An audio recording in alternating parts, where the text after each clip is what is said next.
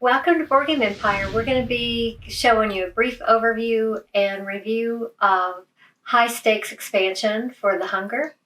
So if you wanted to see The Hunger, we did cover that previously in a video and showed, didn't we do a playthrough of that one? We did a full playthrough of that. So if you want to see how the base game plays, please look at that video. But we're just going to go over, this is the expansion for it called High Stakes.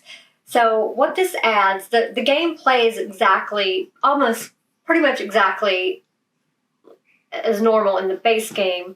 The only thing that changes are a few extra things you do during certain steps. For instance, they added threats, which are werewolves and vampire hunters that are come out during when the event cards come out. If they match if you put for each row, you have a spawn location for them. So if there's an open one that matches the color that's on the bottom of the event card there, you would draw a threat and put it on that spawn location. If there's not one available, you don't pull another one out. There's only one per spawn location, and there's one spawn location per row of the hunt track. And as you know from the base game, if you played it, there's always one more row than there are players. We played it as a 2-player game, so there was only 3 rows. So if you have more players, you would have more spawn locations and more rows.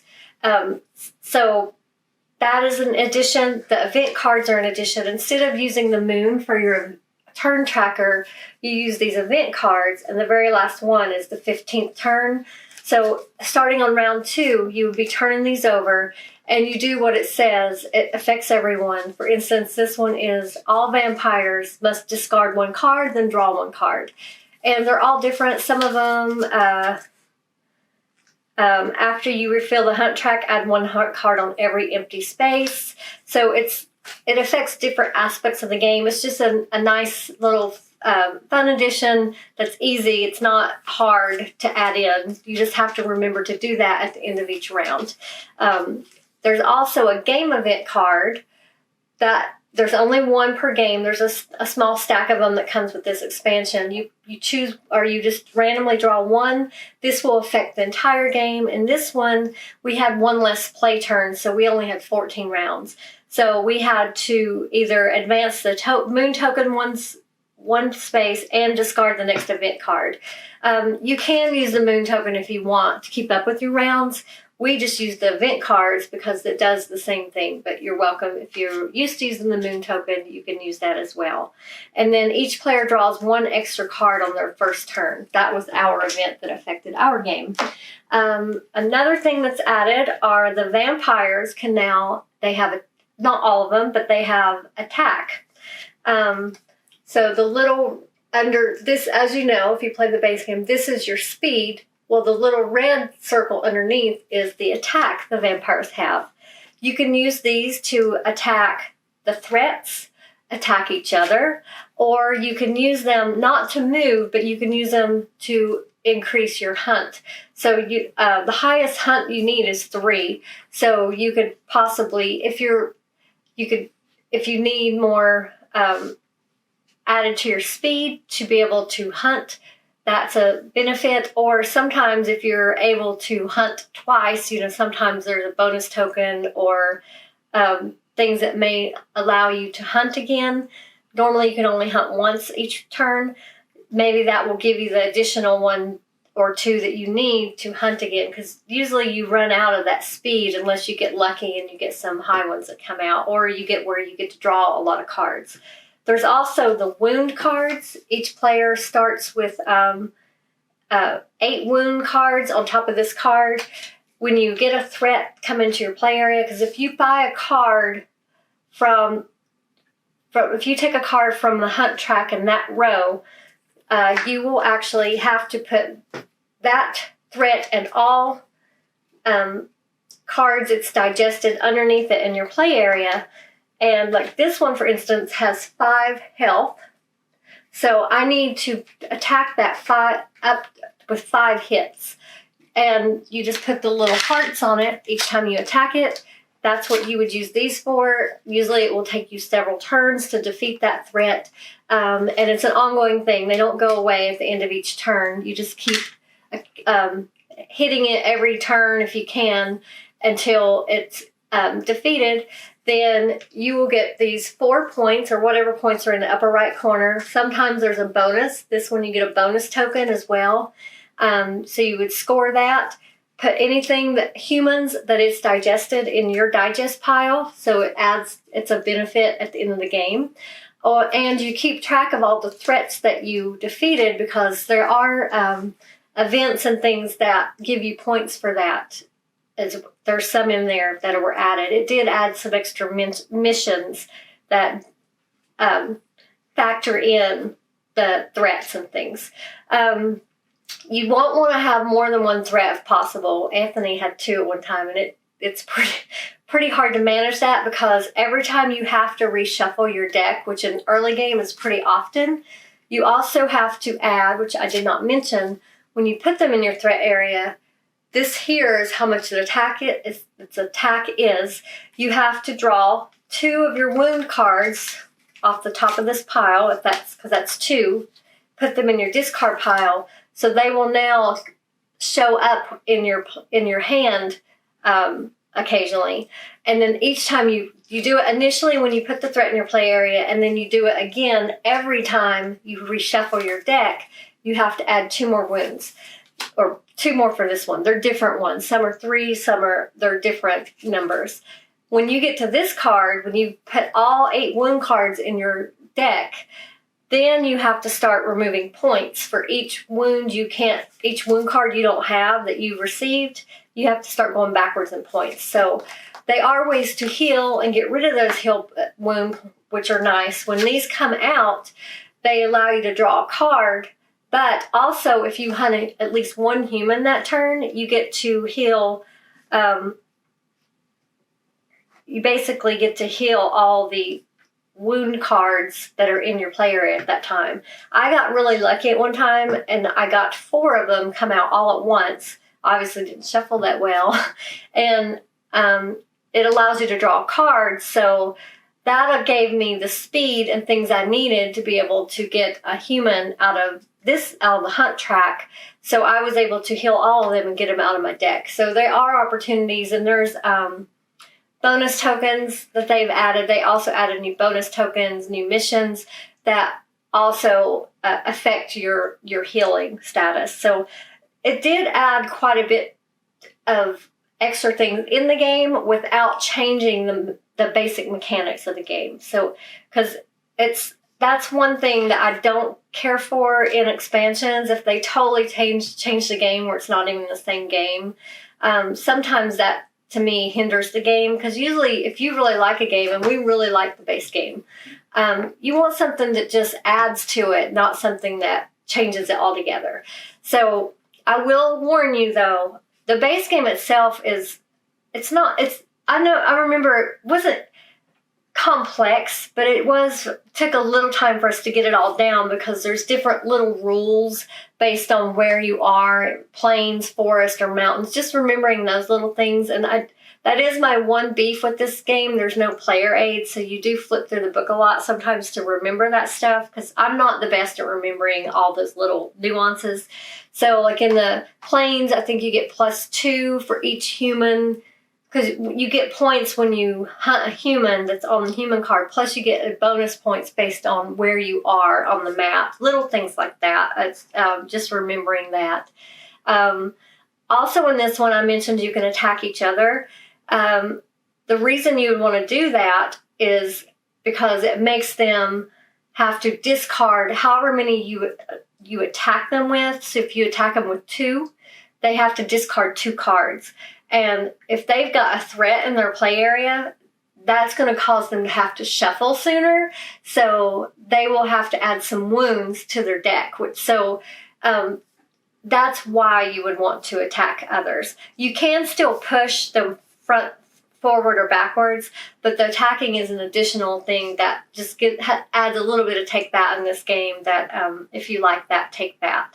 But I would suggest, if you've not played the base game yet, I would suggest playing that a couple times before you add in this expansion, because we hadn't played the base game in a while, and I did remember the basics of the game because we really enjoyed it, but the little nuances, we had to kind of relearn the game just to remember all the little rules. So that, on top of remembering to add in the new mechanics to the expansion, made it a little, I guess, clunky is the best word to say for that, but and a lot of maintenance. But if you have the base game down before you add this, it won't be as hard. You'll just be adding those little things, and it'll just be a matter of just remembering at the end of each turn, oh yeah, I need to do this as well. So, but we really like the expansion. It does add to the game. It just makes it more complex. So it depends on what you want. If you don't like more complexity, you might want to just stick with the base game. But after you've played the base game for a while, if you think, might want to change it up a bit, this would be a good thing to add to it. So what did you think of the game? I really like the expansion. It's not an essential expansion because the base game does everything so well. It doesn't really add much to it. It does add a little bit more time to it. Because of the complexity and the more more like micromanaging that you'll be doing throughout the game. So, but I do like the where you get attacked the werewolves and get threats. The threats. I really do like that aspect. The events really didn't factor in too much into the game. I don't think that was needed. Well, they added the threats, though. Yeah, that aspect of it, but the expansion is really it adds a lot of newer cards, a little bit of mechanics. It does give it more replayability because you could play the base game, which is less complex, and add on the expansion will give it more complexity. The design illustration is still on par with the base game. Also like the hearts part.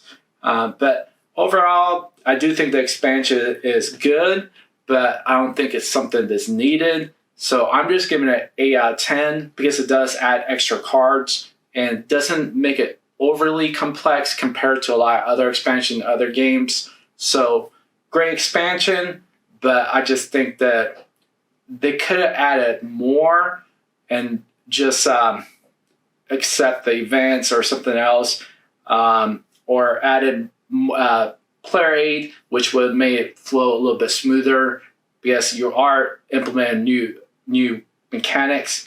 And so if they added player aids for the base game and the expansion, I think that would make it a little flow better. So 8 out of 10, what did you think? I agree with a lot of that. I also give it an 8 out of 10. It is a great game. We love this game, and we enjoyed playing it. It was just a little cumbersome because we had to flip through a lot to remember little things.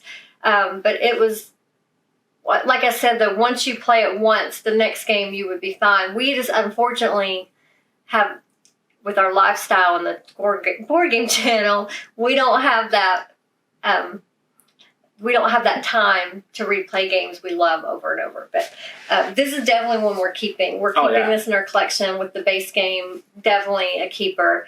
But I will say it was a little, it wasn't smooth because of the non-player aid and implementing that and relearning the base game really quick. Even though we remembered it, it was just, you're going to forget the little nuances, just remembering those little things. But it did add time it will add on to the playtime of the game. So you got to remember that as well. But I mean, if you love board games, I mean, you're going to enjoy this expansion because as board gamers, you're always looking especially if you played a game quite a bit, adding on some new things is always I would say 99% of the time it's more fun. There are a few expansions that it just destroyed the game in my opinion. But Yeah, like what was it? Not Dice Forge, but Dice Forge. yeah, there was. Like, we had a couple expansions, right, on that one. I can't remember, but yeah, that we got the expansion. Oh, it made it overly complex, a little hard. It wasn't as fun with the expansion. Yeah. So we just play the base game now when we play that game. But yeah, I mean, it's a great addition. You just have to go into it knowing it is going to be a little like work in your first game, just putting all that together. But I'm sure there are player aids on Board Game Geek. Oh yeah, I guarantee they are. Oh, I'm sure. Usually that's where we go look, and we probably will go and see and print one out so we have it for next time we play this game. Surprised we didn't do that when we were playing it. We usually do when we start feeling like it's becoming work to remember all that. We usually pause and go thanks because print something. We thought we remember enough of it, and we also thought that the expansion was a little bit it didn't add much, so it was a little bit simplistic to implement. Right. And then we realized that it wasn't that it was easy to implement, it was the micromanaging. Right, just remembering all the steps, remembering everything you had to do. Yeah. Because it did, at the end of the round, you're turning the event card, you have to remember to do that. You got to remember, I didn't mention this, but when humans come into column 1, if there's a werewolf here, it eats it. So you got to remember to put those under the werewolf. Just little things, nothing major. It's just the remembering all of that. Yeah, and of course, adding more to your hunt track. Yeah, it's not overly complex game. Mm-hmm. I think the micromanagement aspect is what makes it a little bit hard because you have to remember so many steps. Right. Adding cards to the tavern if they're not there. Just little things. But if there was a player aid, it would just make it go smoother. So we will definitely have to look for that. But so sorry we went on and on about that.